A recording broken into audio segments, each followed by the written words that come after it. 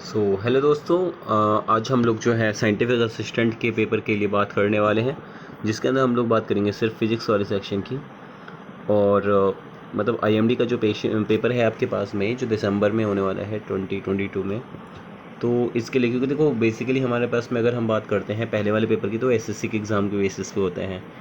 और एसएससी का एग्ज़ाम जो होता है वो आई डोंट थिंक कि उतना ज़्यादा टफ होता है फॉर एन आईएमडी वाले बच्चों के लिए। तो आई डोंट थिंक कि हमें आईएमडी के अलावा और कुछ बात अभी फ़िलहाल करनी चाहिए, बिकॉज़ ये जो पेपर मतलब होता है स्टार्टिंग वाला, उसके लिए हमको उतनी टेंशन नहीं लेनी है। तो हम लोग बच्चों बात करते हैं, आज शुरुआत करते हैं आईएमडी का जो फिज़िक्स वाला सेक्शन है। ठीक है, तो सबसे पहला क्वेश्चन जो हमारे पास में पड़ता है वो है कि एक आइडियल गैस इक्वेशन जो होती है उसमें P V equal to N R T के बेसिस पे एन बोल देते हैं, कई बार उसको न्यू भी बोला जाता है, जैसे उन्होंने यहाँ पे न्यू बोल रखा है।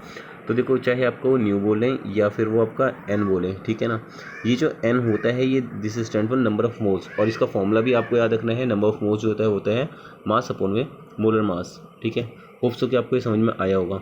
तो इसके हिसाब से ये जो आंसर है इसका पास में आपका ये हो जाएगा फोर्थ वाला। अगर मैं 702 क्वेश्चन नंबर की बात करता हूँ, मतलब दूसरे क्वेश्चन की बात करता हूँ, तो ये देखो क्या लिखा हुआ है, to every action there is equal and opposite reaction. तो हम जानते हैं कि ये थर्ड लॉ ऑफ मोशन होता है।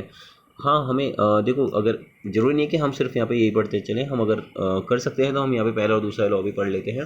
देखो, पहला वाला लॉ कहता है कि कोई भी body any object is continuous to be in state of rest और इन मोशन, मतलब कि कोई भी चीज़ अगर रुकी हुई है तो रुकती रहेगी, चल रही है तो चलती रहेगी।